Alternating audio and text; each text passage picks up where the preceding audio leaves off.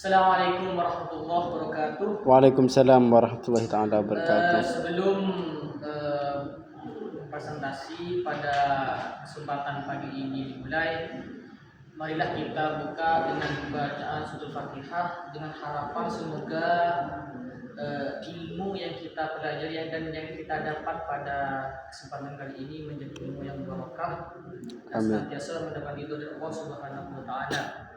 Ala hadhihi niyyah wa ala niyyati kulli amalin shalihah wa ala ma nawayna wa ala ma nawal salafus salih billahi lahul Fatihah. A'udzu billahi minasyaitonir rajim. Bismillahirrahmanirrahim. Bismillahirrahmanirrahim.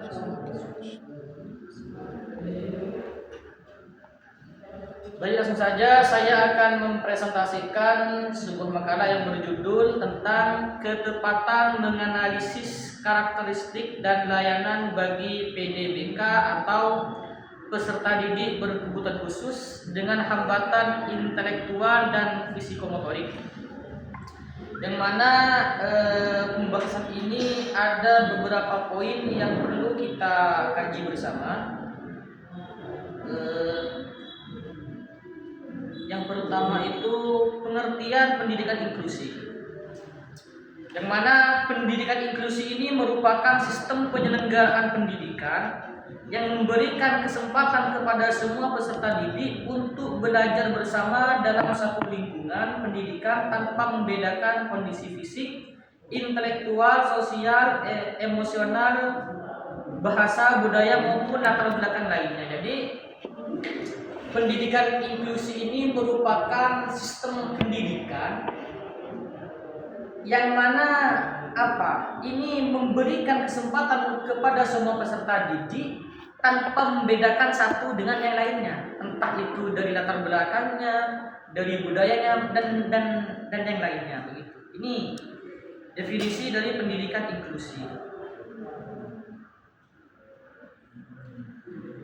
Konsep pendidikan inklusi didasarkan pada prinsip persamaan hak, keadilan, penghormatan terhadap keberagaman, dan penghapusan segala bentuk diskriminasi atau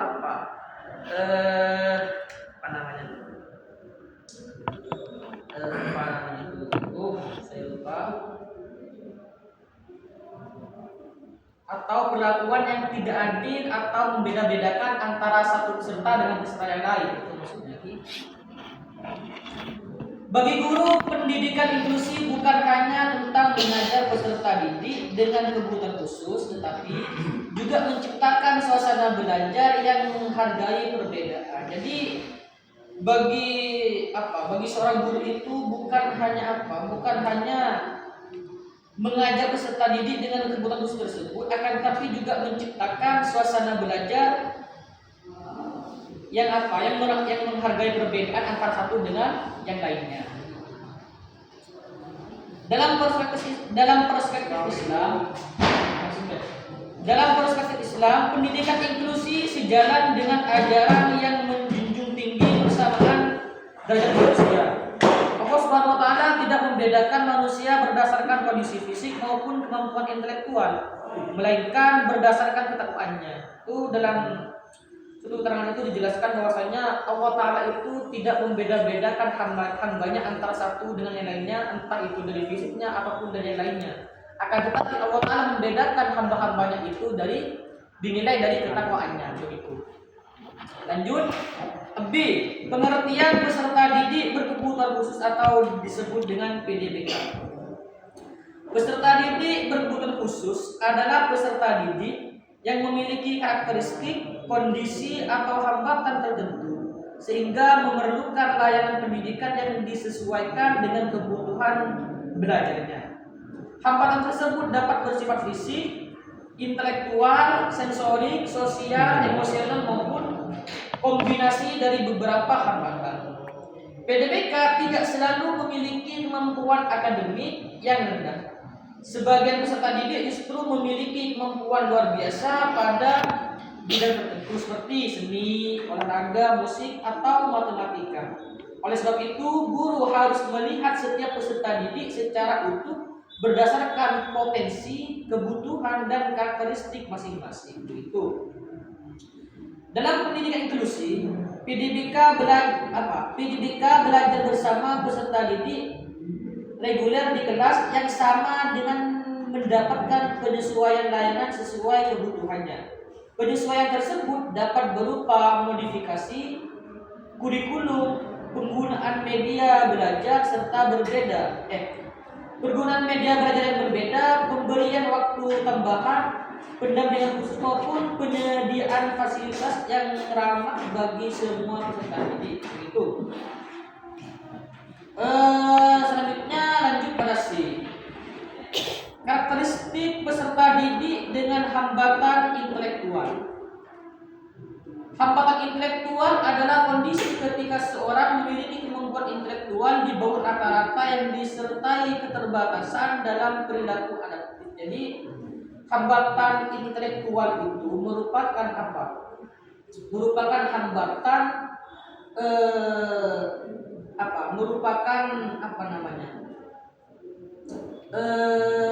hambatan bagi seorang yang memiliki kemampuan intelektual di bawah rata-rata gitu.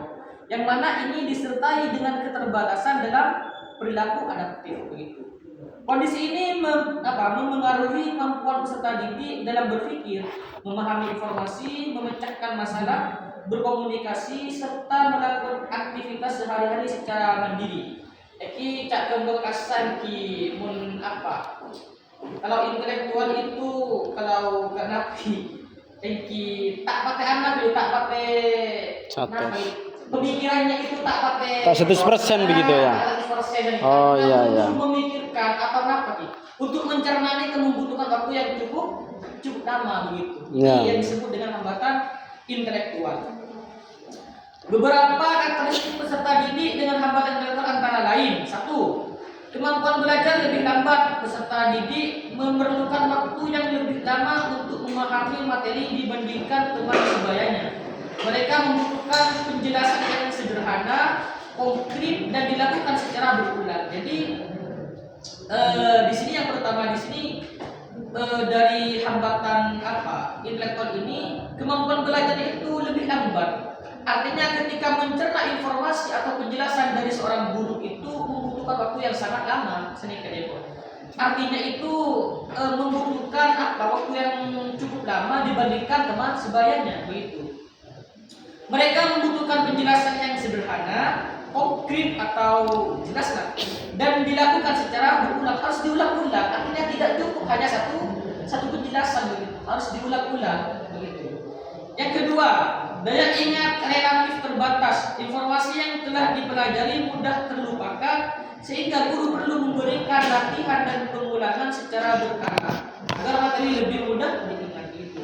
3. Kesulitan berpikir abstrak. Peserta didik lebih mudah memahami materi yang disampaikan melalui benda nyata, gambar, demonstrasi atau pengalaman langsung daripada penjelasan yang bersifat teoritis begitu. 4. Kemampuan memecahkan masalah masih rendah. Peserta didik sering mengalami kesulitan dalam mengambil keputusan atau menyelesaikan persoalan yang membutuhkan penalaran begitu. Jadi dalam mengambil sebuah keputusan itu masih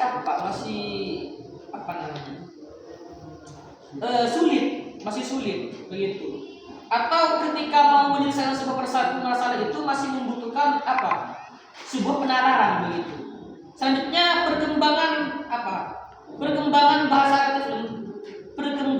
bahasa relatif lambat. Sebagian peserta didik mengalami keterlambatan dalam berbicara, memahami kalimat maupun mengungkapkan pendapat.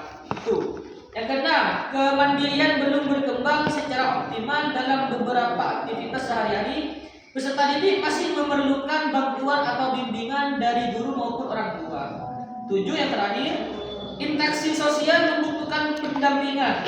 Sebagian peserta didik mengalami kesulitan memahami aturan sosial, bekerjasama maupun berkomunikasi dengan teman sebaya.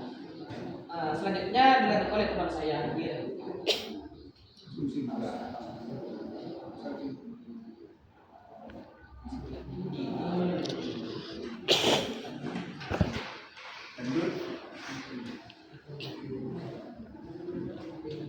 Analisis ketepatan karakteristik karakteristik peserta didik dengan hambatan intelektual.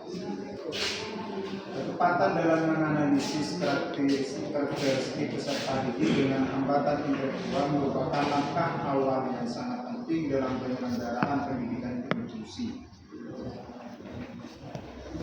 Analisis yang tepat akan membuat guru menentukan strategi pembelajaran, media, metode, bentuk evaluasi, dan layanan pendukung yang sesuai dengan kebutuhan peserta didik. Sebaiknya analisis yang kurang tepat dapat menyebabkan layanan yang diberikan tidak efektif sehingga perkembangan peserta didik menjadi terhambat.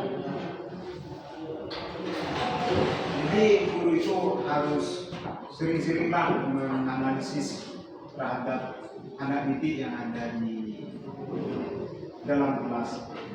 Jadi harus memahami betul karakteristik anak didik dan antara yang A dan B harus paham. Kan beda-beda, mestinya beda-beda dalam kelas itu. Ada yang katanya tadi itu kekurangan daya ingat, ada yang tidak 100, ada yang butuh penalaran. Jadi kita harus sering menganalisis sehingga kita paham dengan apa yang ada di pikiran murid. Dalam melakukan analisis, guru tidak boleh hanya berpatokan pada hasil tes inteligensi. Guru juga perlu memperhatikan kemampuan adaptif peserta didik dalam kehidupan sehari-hari, seperti kemampuan berkomunikasi, bersosial, mengurus diri sendiri, mengikuti aturan, serta menyelesaikan tugas sederhana. Dengan demikian, gambaran mengenai kemampuan peserta didik menjadi lebih menyeluruh. Jadi guru itu tidak cukup dalam kelas saja. Guru itu harus memahami ketika murid beradaptasi dengan orang di luar, gaya hidupnya di luar bagaimana, bisa enggak mengurus diri sendiri. Kita harus memahami karena itu sangat butuh sehingga kita bisa memadukan antara kegiatan yang ada di dalam kelas dengan yang di luar kelas. Karena guru harus betul-betul paham dengan karakteristik seorang murid. Lanjut, beberapa langkah yang dapat dilakukan guru dalam menganalisis karakteristik peserta didik dengan hambatan intelektual antara lain: melakukan observasi secara langsung. Guru mengamati perilaku peserta didik saat mengikuti pembelajaran, berintegrasi dengan teman maupun melakukan aktivitas di sekolah. Jadi caranya kita menganalisis murid itu, kita harus observasi langsung kepada murid. Ketika di dalam kelas kan sudah sudah diajarkan cara mendekati murid, cara berintegrasi dengan murid yang baik, kan sudah diajarkan oleh dosen-dosen pemangku yang baik.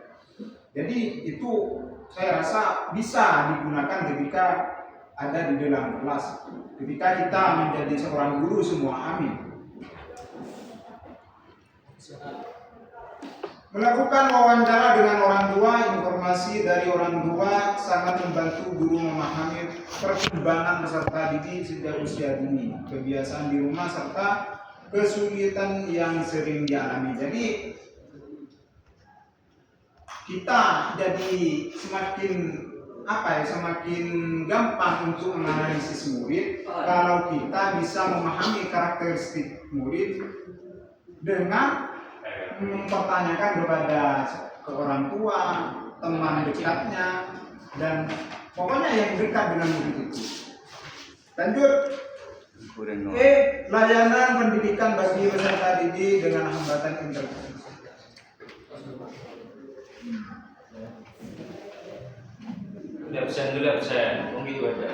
Layanan pendidikan bagi peserta didik dengan hambatan intelektual harus direncanakan.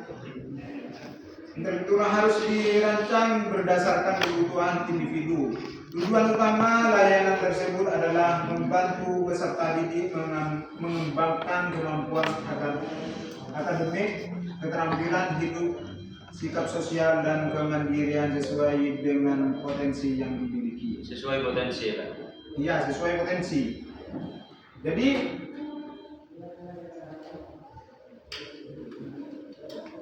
kita harus merencanakan bagaimana caranya untuk murid itu bisa kembali kepada awal, kita menganalisis. Kalau kita sudah menganalisis, mestinya kita gampang untuk mengarahkan murid, mengarahkan seorang santri untuk memahami sebuah ilmu. Lanjut kesimpulannya dari awal sampai ke belakang, pendidikan inklusif merupakan sistem pendidikan yang memberikan kesempatan kepada seluruh peserta didik, termasuk peserta didik berkebutuhan khusus PDBK, untuk memperoleh layanan pendidikan yang setara tanpa adanya diskriminasi. Melalui pendidikan inklusi, setiap peserta didik dapat belajar bersama dalam lingkungan sekolah reguler dengan memperoleh penyesuaian layanan sesuai karakteristik dan kebutuhan masing-masing. Jadi kesimpulannya, peserta didik itu tidak ada bedanya semuanya. Nanti hanya tinggal kita memfasilitasi kebutuhan anak didik kita. Anak didik ini harus diarahkan kemana, belajarnya kemana, nahwu apa, fikih atau tajwid, begitu. Lanjut, menganalisis karakteristik peserta didik sangat menentukan keberhasilan proses pembelajaran. Analisis dilakukan melalui observasi, asesmen, wawancara dengan orang tua serta kerjasama dengan tenaga profesional agar layanan yang diberikan benar-benar sesuai dengan kebutuhan peserta didik. Menganalisis karakteristik seorang anak itu sangat penting. Di antaranya kita menganalisis melewati orang tua, kata saya tadi itu melewati orang sekitarnya, teman dekatnya. Bagaimana nanti ketika kita mau memberikan arahan kepada seorang murid, kita tepat sasaran, tidak melenceng, begitu. Lanjut, saran berdasarkan pembahasan yang telah diuraikan. Berdasarkan pembahasan yang telah diuraikan, terdapat beberapa saran yang dapat diberikan, yaitu: 1. Guru hendaknya meningkatkan kompetensi dalam mengidentifikasi karakteristik peserta didik berkebutuhan khusus agar mampu memberikan layanan pembelajaran yang sesuai. Jadi kalau kita sudah menganalisis, insya Allah kita akan memberikan pembelajaran yang sesuai kepada anak didik. Jadi intinya kita harus menganalisis sehingga kita bisa memahami terhadap anak didik. 2. Sekolah perlu menyediakan sarana dan prasarana yang mendukung penyelenggaraan pendidikan inklusi seperti aksesibilitas bagi peserta didik dengan hambatan fisikomotorik dan media pembelajaran yang adaptif. Jadi kita harus memenuhi kebutuhan anak murid itu. Kalau belajar mengajar tidak ada apa-apanya, ya bagaimana mau menulis, bagaimana mau memberikan contoh, atau menyediakan pulpen gambar atau bagaimana yang sudah dijelaskan kayaknya kemarin. Mungkin itu yang bisa kami sampaikan. Mohon maaf apabila ada kesalahan dan kekurangan. Sekian dari kami. Wassalamualaikum warahmatullahi wabarakatuh. Mungkin dari teman-teman ada yang belum paham dari apa yang telah kami jelaskan tadi, monggo.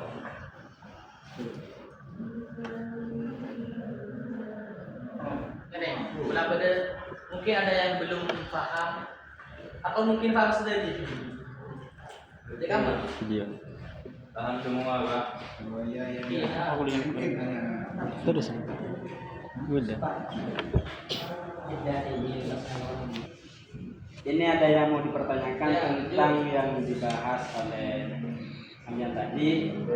Yang mau ditanyakan kami di sini, apa tujuannya inklusi terhadap anak yang mengalami atau peserta didik yang berkebutuhan khusus. Apa tujuannya dengan adanya inklusi tersebut?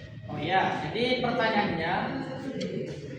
pertanyaannya itu apa tujuan pendidikan inklusi terhadap PDBK atau peserta didik berkebutuhan khusus begitu kan? Ya betul.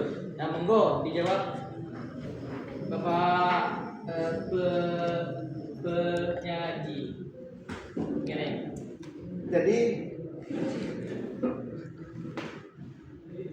kebutuhan inklusif itu tujuannya memberikan hak pendidikan yang setara.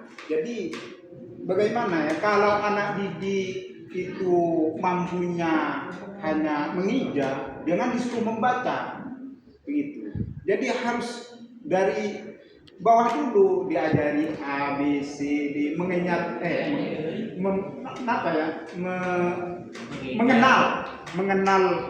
hak huruf terlebih dahulu. Kalau belum bisa membaca, jangan disuruh membaca, harus dikenalkan dulu kepada huruf A, B, C, D, dan seterusnya. Jadi kita mengajarnya enak, tidak emosional, begitu. Mungkin hanya itu jawabannya. Bisa dipahami ini? Apa perlu diulas? Apa ya, kurang puas terhadap yang dijawab oleh temannya tadi, kurang puas. Coba berikan secara detail bagaimana cara kita untuk bagaimana cara kita mendidik anak yang berkebutuhan khusus tersebut. Apa mengisamakan dengan teman-teman yang lain? Apa harus diberikan Pertanyaan lain berarti. yang lain? Ya betul. Berarti saya mau tanya dulu. Pertanyaan pertama itu saya sudah peserta apa tidak? Ya paham. Itu tujuannya. Tujuannya buat. Tapi saya mau tanya lagi. Ya gitu. Pertanyaannya bagaimana coba dijelaskan? Tujuan apa ya? Bagaimana cara kita mendidik peserta didik anak yang berkebutuhan khusus? Apakah kita mau pukul rata dalam kelas? Apa harus ada tempat yang lain? Apa harus ada jam pelajaran yang lain? Oh, jadi bagaimana? Jadi pertanyaannya itu bagaimana cara kita memperlakukan peserta didik yang berpotensi itu kan ya? Ya. Apakah mau bisa meratakan? Apakah kita harus dibeda-bedakan sesuai dengan kemampuannya? Begitu. Kemampuan yang begitu. Bagaimana? Kayaknya tadi sudah dijelaskan. Oleh Bapak Arfi sudah dijelaskan di awal bahwasanya murid itu tidak ada bedanya. Foto. Semuanya tidak ada bedanya. Bahkan di sini tertera Allah Subhanahu wa taala itu tidak membedakan sebuah makhluknya kecuali hatinya, ketakwaannya kepada Allah. Jadi kita menganalisis. Kan sudah dijelaskan kita harus menganalisis. Semuanya ada di dalam kelas. Kita menganalisis, mengenal semua murid itu, bagaimana murid itu bisa memahami sebuah pelajaran. Jadi, kalau kita sudah paham terhadap murid, maka kita kan sudah menganalisis. Kita memberikan suatu yang bisa dipahami oleh murid. Contohnya, si A tidak paham soal nahwu sorof, diberikan soal nahwu sorof, pembelajaran nahwu sorof, maka murid itu semakin malas untuk belajar, bisa jadi tidak masuk kelas ini.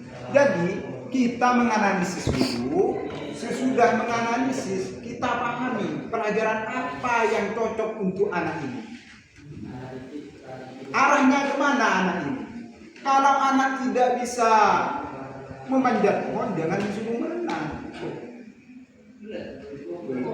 Mungkin hanya itu jawabannya. Oke, bisa dipahami, Mam. Terima kasih atas penjelasannya terhadap kami. Terima kasih. Ya, mungkin hanya ini yang bisa kami sampaikan. Kurang lebihnya mohon maaf. Wassalamualaikum warahmatullahi wabarakatuh. Waalaikumsalam warahmatullahi wabarakatuh.